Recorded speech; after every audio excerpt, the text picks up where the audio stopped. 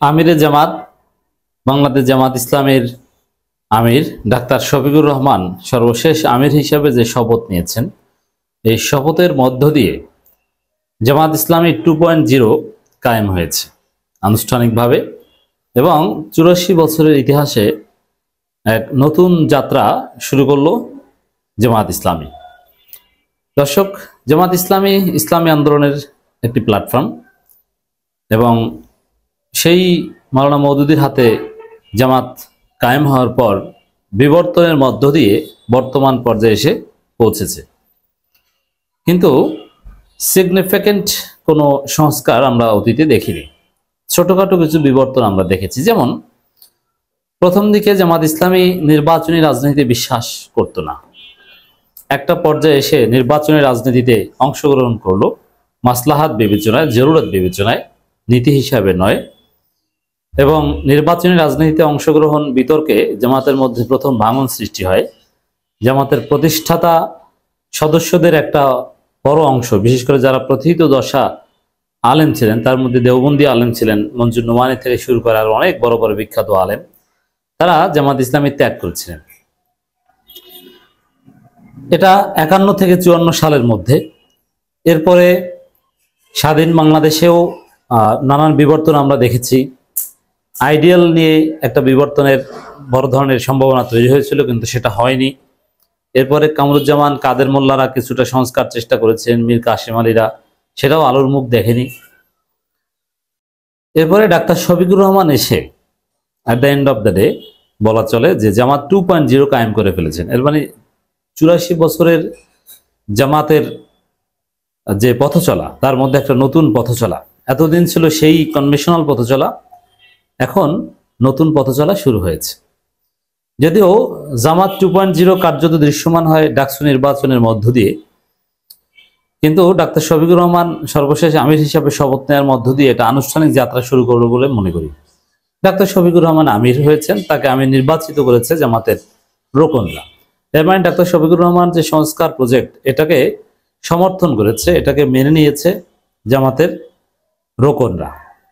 তা এখন থেকে জামাতের পথ চলা এইভাবে। কিছুটা ভিন্নমত আছে যে ইনক্লুসিভ পলিটিক্স যেটা জামাত করছে, অথবা ক্ষমতায় যেতে হবে এটাকে এখন টপ প্রায়োরিটি দিচ্ছে, এবং ক্ষমতা কেন্দ্রিক রাজনীতি এখন জামাতের মুখ্য।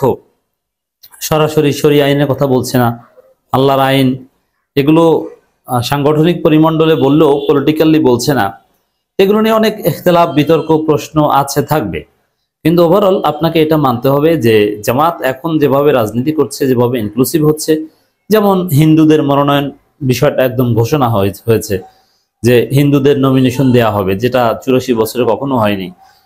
আপনারা অনেকের নামও শুনতে পাচ্ছেন, খুলনা 1 থেকে শুরু করে বিভিন্ন জায়গায় হিন্দু প্রার্থীদের তালিকাও সোশ্যাল মিডিয়ায় ভেসে বেড়াচ্ছে, যদিও এগুলো একদম পিওর নয়। একদম সরাসরি নারীদেরকে নমিনেশন দেয়া, কয়েকজন নারীর নাম ভেসে বেড়াচ্ছে যে এরা সরাসরি নির্বাচন করতে পারে। অতীতে সংরক্ষিত নারী আসনে ছিল, এবার একদম ওপেন, এমনকি মুখ খোলা, হিজাব পরে কিন্তু ফেস খোলা, এরকম নারীকে নমিনেশন দেওয়ার একটা বিষয় এসেছে। এই দিকগুলো বিবেচনায় নির্বাচনী রাজনীতিতে জামাত 2.0 কায়েম হয়েছে, যেটা আপনার ডাকসুতে দেখেছেন। ডাকসুতে যে ইনক্লুসিভ প্যানেল, ওইরকম একটা ইনক্লুসিভ একটা ওয়েতে জামাত ক্ষমতায় আসতে চাচ্ছে। এটা ডাক্তার শফিকুর রহমান হাত ধরে হয়েছে। এখন ডাক্তার শফিকুর রহমানকে আমির নির্বাচন করা এবং তিনি যে শপথ নিয়েছে, এর মধ্য দিয়ে আমি মনে করি যে জামাত 2.0 কায়েম হয়েছে এবং লেজিটিমেসি পেয়েছে। এর মধ্য দিয়ে এটা সবাই মেনে নিয়েছে। যদি এরকম হতো যে না, ডাক্তার শফিকুর রহমান জামাতের মৌলিকত্ব নষ্ট করছেন, সংস্কার করে ইসলামী আন্দোলনের বেসিক ঠিক রাখেননি, তাহলে জামাতের রোকনরা সবাই এভাবে তাকে ভোট দিত না, কিংবা আমির নির্বাচন করতো না। যেহেতু তাকে ভোট দিয়ে আমির নির্বাচিত করেছে এবং তিনি শপথ নিয়েছেন, অতএব এটাকে আমি এইভাবে বলতে চাই, জামাত ইসলামী 2.0 ওই ডাকসু মডেল এর সাথে যেটাকে রিলেট করছি, অ্যানালজি করছি, সেটা অলরেডি কায়েম হয়ে গিয়েছে। 84 বছরের ইতিহাসে নতুন পথ চলা শুরু বলা যায়। 2026-28 সেশনের জন্য আমিরে জামাত হিসাবে ডাক্তার শফিকুর রহমানের শপথ গ্রহণ সম্পন্ন।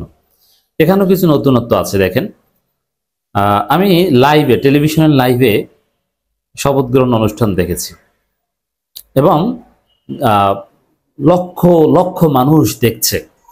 যমুনা টিভি থেকে শুরু করে বিভিন্ন টেলিভিশনে ব্যাপক রিচ ছিল। জামাতের আমির নতুনভাবে শপথ নিচ্ছেন। জামাতের ইতিহাসে কোন শপথ অনুষ্ঠান এভাবে জনগণ দেখেছে এটা 84 বছরে কখনো ঘটেনি, এই প্রথম ঘটেছে। এটাও জামাত 2.0 একটা প্রমাণ যে জামাত তার ইন্টারনাল বিষয়গুলো এখন লাইভ টেলিকাস্ট করছে। মানে একটা গণমুখী দল হওয়ার জন্য যেটা দরকার, ইন্টারনাল অনেক কিছুই থাকতে পারবে না, যতটুকু সম্ভব সবকিছু হতে হবে ট্রান্সপারেন্ট।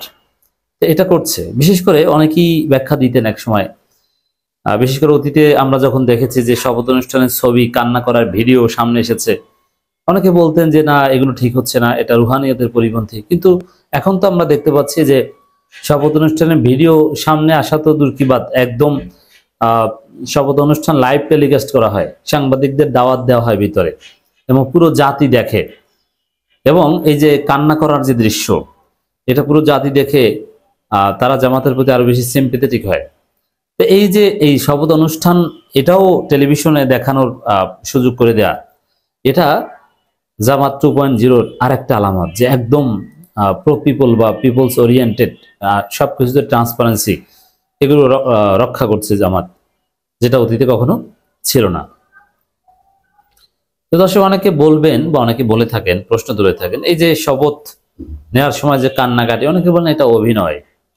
আচ্ছা, এই অভিনয় পারলে কেউ করে দেখান, যদি কেউ করে দেখাতে পারেন আমরা তাকে সম্মান করব এবং তাকে পুরস্কৃত করব। কোন রাজনৈতিক নেতা নতুন দায়িত্ব গ্রহণের সময় এইভাবে কান্না করে পারলে দেখান, কান্নার ধরন দেখলেই বোঝা যায় এটা একটা জবাবদিহিতার মানসিকতা থেকে, এটা একটা বিরাট ভার, এই থেকে তার মধ্যে এই কান্নাটা চলে আসে। এবং এটা জামাতের একটা প্র্যাকটিস, এটা চাইলেও এইভাবে কেউ কান্না করতে পারবে না, এই অভিনয়ের মাধ্যমে এইভাবে করা কিছুতেই সম্ভব নয়। এটা যে কোনো বিবেকবান মানুষ সহজেই বুঝতে পারার কথা। বাংলাদেশ জামাত ইসলামের আমির ডাক্তার শফিকুর রহমান 28 নভেম্বর সন্ধ্যা 6টা 30 মিনিটে আগামী 26-28 সাল পর্যন্ত কার্যকাল মেয়াদের জন্য বাংলাদেশ জামাত ইসলামীর আমির হিসাবে শপথ গ্রহণ করেছেন। শপথ গ্রহণ অনুষ্ঠান পরিচালনা করেন বাংলাদেশ জামাত ইসলামের অভ্যন্তরীণ প্রধান নির্বাচন কমিশনার মাওলানা এটিএম মাসুম। অর্থসহ পবিত্র কোরআন তেলাওয়াতের মাধ্যমে শপথ গ্রহণ অনুষ্ঠান শুরু হয়। অর্থসহ পবিত্র কোরআন তেলাওয়াত করেন বাংলাদেশ জামাত ইসলামীর বান্দরবান জেলা আমির মাওলানা আব্দুল সালাম আজাদ। এই শপথ গ্রহণ অনুষ্ঠানে আমন্ত্রিত অতিথি হিসেবে উপস্থিত ছিলেন ইসলামী আন্দোলন বাংলাদেশের প্রেসিডেন্ট সদস্য অধ্যাপক আশরাফ আলী আকন, বাংলাদেশ খেলাফত মজলিসের নায়েব আমির মাওলানা মহিউদ্দিন রব্বানী, খেলাফত মজলিসের মহাসচিব ডক্টর আহমদ আব্দুল কাদের ও নায়েব আমির মাওলানা আহমদ আলী কাশিমি, বাংলাদেশ খেলাফত আন্দোলনের আমির হাইবুল্লাহ মিয়াজি, নায়েব আমির মাওলানা আহমদ আলী কাশিমি, বাংলাদেশ খেলাফত আন্দোলনের আমির হাইবুল্লাহ মহাসচিব ইউসুফ সাদিক হক্কানি, বাংলাদেশ নিজাম ইসলাম পার্টির নায়েব আমির আব্দুল মাজেদ আতাহারি, মহাসচিব মুসাবি নিজহার, জাতীয় গণতান্ত্রিক পার্টি জাকপা সহসভাপতি মুখপাত্র ইঞ্জিনিয়ার রাশেদ প্রধান ও সাধারণ সম্পাদক ইকবাল হোসেন, বাংলাদেশ ডেভেলপমেন্ট পার্টির চেয়ারম্যান অ্যাডভোকেট আনোয়ারুল ইসলাম চান, এলডিপি মহাসচিব ডক্টর রেদওয়ান আহমেদ, প্রেসিডিয়াম সদস্য ডক্টর নিয়ামুল বশির, লেফটেন্যান্ট হাসান সরওয়ার্দী, গণঅধিকার পরিষদ সভাপতি ডাকসু সাবেক নুরুল হক নূর, উচ্চ পরিষদ সদস্য হাসান আল মামুন, খেলাফত আন্দোলনের মহাসচিব ফখরুল ইসলাম, বাংলাদেশ জাতীয় পার্টি বিজেপি মহাসচিব আব্দুল মতিন মাসুদ, বাংলাদেশ লেবার পার্টির vice chairman Yusuf Ali, national Democratic পার্টির চেয়ারম্যান আলহাজ কারি মোহাম্মদ আবু তাহের, জামাতের নেতৃবৃন্দ তো বুঝেছিলেন। আপনি এটাও ইউনিক, এটাও জামাত 2.0 বৈশিষ্ট্য। এভাবে সব রাজনৈতিক দলকে ডেকে নিয়ে তাদের সামনে শপথ অনুষ্ঠান করা, এটা জামাতের নজিরবিহীন। অতএব জামাত 2.0 যাত্রা শুরু করেছে।